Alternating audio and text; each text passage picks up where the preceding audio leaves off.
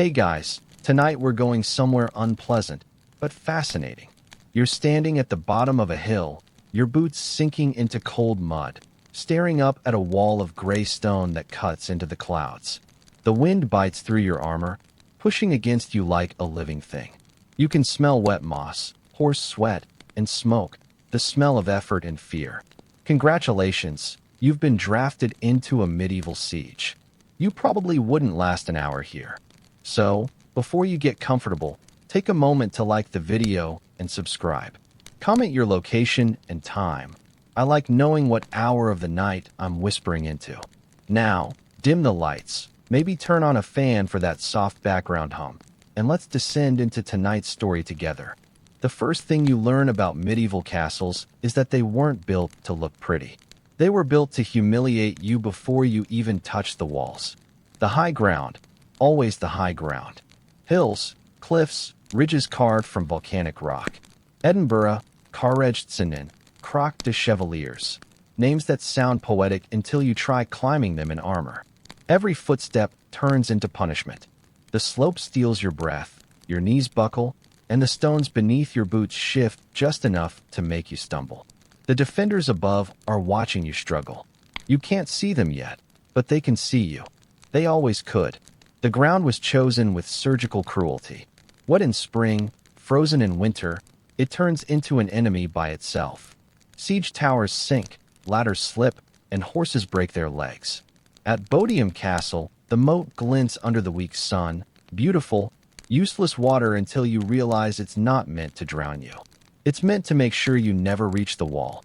You wade through the shallow edge, thinking you can cross, and then your armor drags you down like a curse. The smell of stagnant algae fills your helmet. The water is colder than death, thick with rot, and your lungs burn before you even reach the middle. Someone behind you slips. You hear a splash, then bubbles. You don't look back. Nobody does. When you finally crawl onto the far bank, you're trembling, not from fear, but from exhaustion. The castle hasn't fired a single arrow yet, and already half your men are coughing, limping, or gone. You look up again, and there it is, that wall of stone, jagged against the sky. It looks alive. Wind scrapes across its edges, carrying bits of sand and ash. Somewhere above, a flag moves lazily, as if bored. The structure seems to breathe with the landscape, a beast sleeping in plain sight. And you realize something that chills you more than the rain ever could. This fortress isn't built on the land. It's part of it.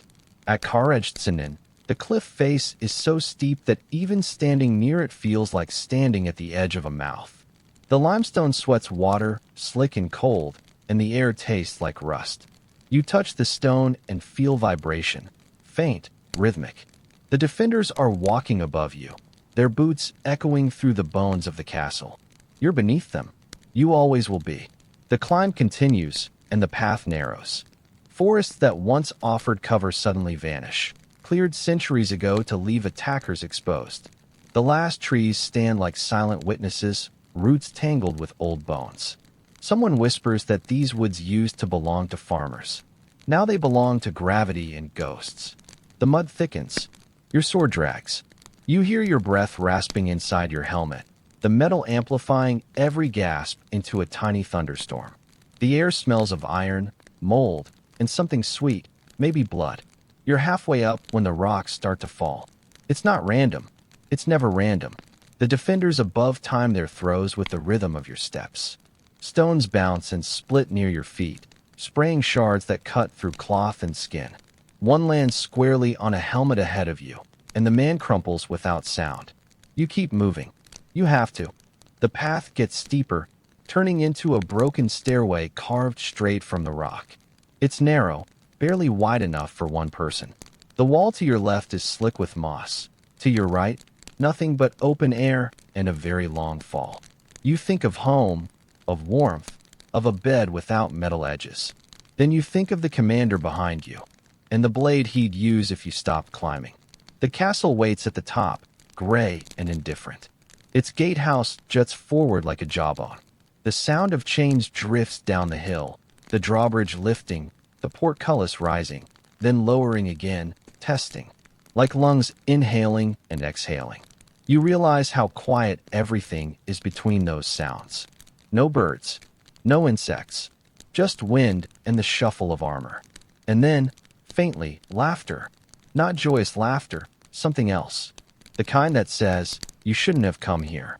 You slip on a patch of slick mud, catching yourself just before you fall. The drop yawns beside you, 30 feet down to jagged rock. For a second, you imagine what it would feel like to let go, to fall, to rest. The idea tempts you, but the voice behind you, hoarse, angry, shoves you forward. You climb again. The air thins, sharper now. Rain turns to mist, and the ground hardens underfoot. You're close. The smell of burning pitch reaches your nose. Defenders heating oil, tar, maybe even sand. They know you're coming. They've been ready for months, maybe years. You wonder who built this place. How many hands carved each block? How many lives it cost? Some say castles were born from ambition. Others say they were born from fear. But standing here, staring at the stone above you, it feels more like hatred. Cold, patient hatred turned into architecture. The hill flattens out at last. The world opens before you, revealing the outer wall. Its stones gleam wet under the gray sky. Water runs down the grooves like veins. You take a step forward and feel the tremor of catapults behind you preparing to fire. The first boulder flies. It arcs upward, vanishing into fog. You don't see it land, you hear it. A dull, deep sound that vibrates through your ribs. The wall doesn't crack. It just absorbs it. The sound disappears into the stone like a secret swallowed whole. You think about how long this could go on. Days, weeks, months, until hunger kills one side and rot kills the other. The rain thickens. Mud turns to slime. You take one more step toward the gatehouse, your hand gripping the slick wood of a siege ladder. And that's when you understand, this isn't a castle. It's a mountain that decided to fight back. You place your foot on the first rung. The wood creaks. Above, the murder holes wait. Below, the mud breathes. And the hill hates you. The wall looms over you like a god that forgot mercy. You've climbed past the mud, past the thorns, past the slope that wanted to eat you alive. Now you're close enough to touch the thing itself, and it's worse than you imagined. The stones are slick and cold, each one larger than your chest, fitted together so tightly you can't slide a knife between them. Water trickles down from above, carrying the smell of ash and rot. You reach out and press your palm against it. It's breathing. Or maybe it's just your pulse trembling against the stone. Impossible to tell where your heartbeat ends and the castle's begins. Somewhere deep inside, you hear the low hum of voices. Metal scraping. Footsteps. It isn't just a wall. It's a living body. The muscle and bone of a machine built to survive every nightmare you could throw at it. You look up and see the battlements. A jagged horizon of teeth against the sky. For a moment, they look still. Then you notice movement. Shadows passing between the merlins. Glints of helmets. The glimmer of drawn bowstrings. The first arrow lands near your foot. It doesn't pierce armor. It just sticks in the mud and vibrates, humming like a warning bell. You've got seconds. The next volley doesn't miss. Arrows hiss through the air, a sound like dry leaves tearing apart. One buries itself in your shoulder plate. Another takes the man beside you through the throat. He doesn't even make a sound. His knees fold, and he sinks into the earth, face first into the sludge. The plume on his helmet twitches once, twice, then stills. You drag yourself forward, ducking behind a broken siege tower, a massive wooden carcass half-charred from the last attempt. The smell of burnt pine and flesh still clings to it. You can hear the archers laughing again, faint and cruel. The sound doesn't carry far. The walls eat it, swallowing noise as easily as they swallowed stone. You glance up and see it. The base of the wall sloping outward. A talus, they called it. Clever little invention. It turns battering rams useless, deflects stones upward, and makes ladders tilt just enough to dump men backward. You imagine the architect smiling as he drew that angle. Not too steep, not too shallow, just right to ruin your day. Your commander shouts an order, voice raw, nearly drowned out by the wind. You can barely hear him, but you know what comes next. You grab a ladder. The first rung bites into your gloves. Mud drips from the wood, thick as grease. You start climbing. At 10 feet, you're shaking. At 15, your arms feel like lead. At 20, you can see them, defenders peering down, silhouettes framed by the gray sky. Someone up there lifts a pot. You pray it's water. It isn't. The liquid hits your helmet like a hammer, scalding, searing pain blooming across your scalp. It's not oil. Not exactly. Oil's expensive. This is water, heated until it howls. It pours down your neck, between your armor plates, into the fabric beneath. You smell cooked leather. You hear yourself scream and don't recognize the voice. Above, laughter again. The kind that comes from men who've done this before. You lose your grip, fall back, land hard in the mud. The world blurs, gray sky, brown earth, red pain. Someone drags you by the arm. Your vision clears enough to see the wall towering above again, untouched, unbothered. The stones glisten in the rain, serene, almost beautiful. You realize something. This wall doesn't need to fight. It just needs to wait. Every blow against it wastes your strength, your numbers, your will. You could hammer it for days, weeks, it doesn't matter. The rubble core inside absorbs the hits, flexes, settles, heals. The wall drinks your violence and turns it to silence. Another crash echoes, the ram slamming against the gate. The impact vibrates through the ground, through your ribs, through the stone. The wall doesn't crack. It just hums.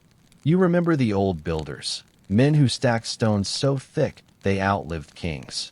Dover, 20 feet thick at the base. Enough room for a horse to walk sideways through the middle. You wonder what they thought as they built it. Maybe they felt proud. Maybe they felt trapped. Maybe they didn't think at all, just followed orders, stone after stone, until their backs broke and their names were forgotten. The wind shifts. You hear something new, a deep rumble underfoot. Not thunder, digging. Your commander shouts again. Sappers. They're tunneling, trying to bring the wall down from underneath, to eat the beast from its belly. You listen closely, pressing your ear to the ground. The sound is faint, rhythmic, almost like breathing or chewing. And then another sound joins it, faint grinding from inside the wall itself. The defenders have pebbles layered into the foundation. When disturbed, they shift, making noise. It's their alarm, physics and gravel instead of bells. No batteries required. You glance up. The archers have vanished. The wall looks empty. You realize what that means a moment too late. A thunderclap from above, not the sky, but the tower. They've lit the counterfire. Burning pitch and stones cascade from the murder holes. The air fills with black smoke that tastes like tar and screams. The ground trembles as the tunnel collapses, burying the sappers alive. You can almost hear the muffled panic under the dirt. The smell that follows is indescribable.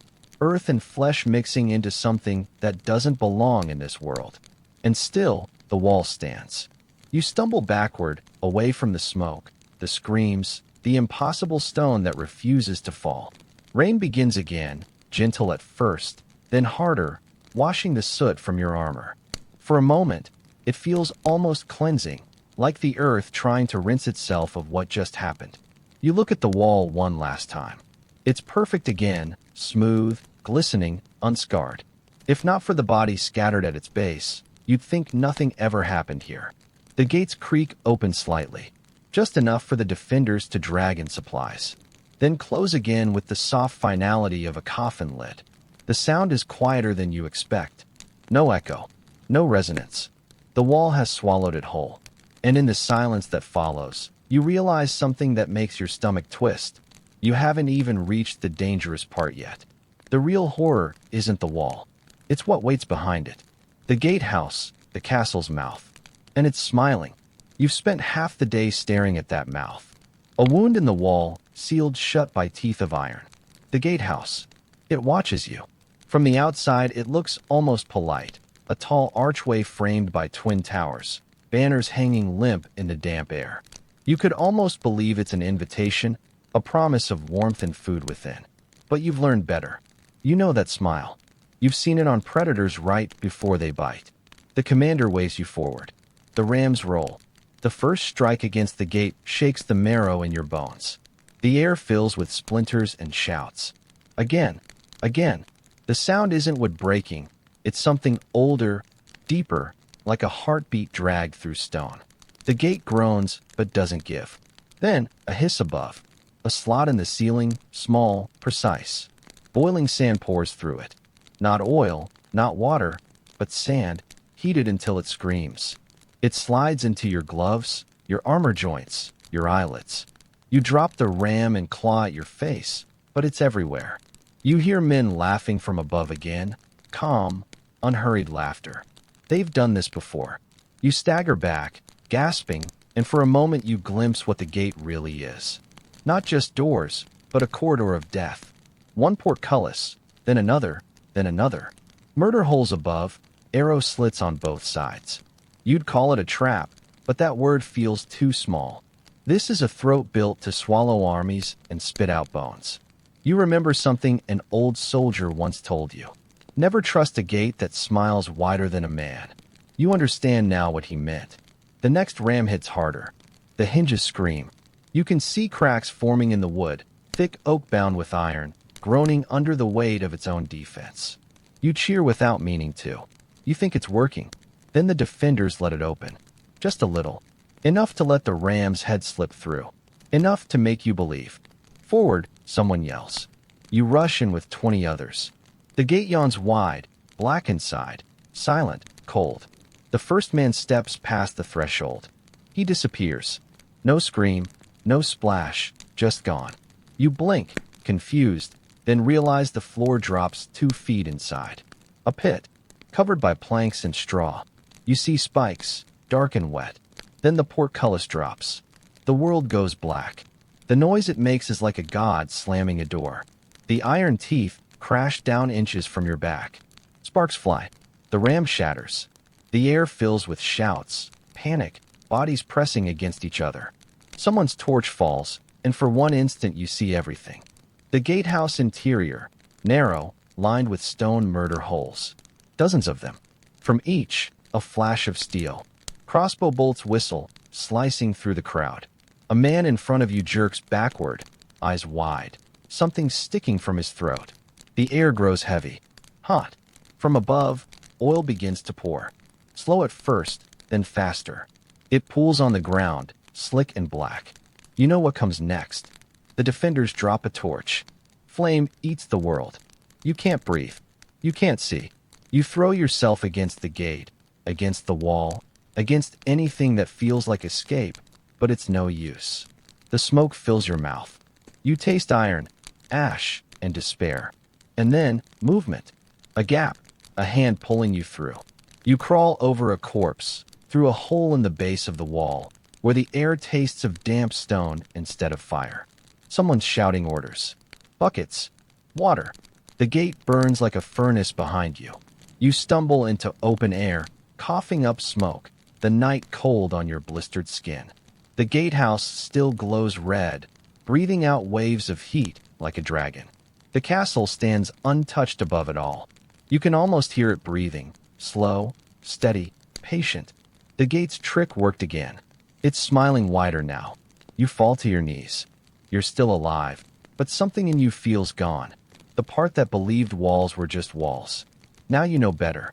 You look at the flames and realize the castle doesn't care who dies, attacker or defender, man or beast. The gate eats both sides the same way. It isn't loyal. It's hungry. Behind you, someone mutters a prayer. Another laughs like a madman. Someone else begins to dig trenches, talking about the next assault, as if any of this still matters. You look up once more. Above the smoke, in the narrow light of dawn, you see them. Tiny silhouettes pacing the parapets, calm, deliberate. They don't look down at you. They don't need to. The castle already knows you're there. And soon, you'll meet the heart that beats behind those walls. The last, darkest part of this place. Because the castle isn't done. Not yet. Night falls. The battlefield finally quiets. No screams, no drums, no orders. Only the slow hiss of rain sliding down the towers. dripping through the murder holes like a heartbeat you can't silence. You're inside now. You don't remember how you got here. Through a breach, a tunnel, maybe just a miracle. The courtyard spreads before you, black and wet, lit by torches that burn low and slow, like dying lungs. The air tastes of iron and rot. Inside the walls, life still moves. You see them, the defenders. They don't cheer. They don't speak. They move like ghosts, carrying water, hauling stones, patching holes in the same wall you just bled against. Every face is gray. Every breath looks borrowed. You pass a row of barrels. Grain, salt, dried fish. Enough to last months. They built for hunger here, the kind that eats people from the inside. You can almost hear it chewing already. At the well in the center, a woman draws water. It splashes dark into a bucket, thick and red at the edges. Someone murmurs it's the rust from the chains below. You know better. Wells don't rust like that. You follow the tunnels downward. The air gets colder, older. You smell earth and smoke and something faintly sweet. Decay turned comfortable. The chambers below are worse than any battlefield. People sleep shoulder to shoulder on straw, their bodies barely covered, their skin filmed with sweat. Children cry without sound. A priest mutters prayers that even he doesn't believe.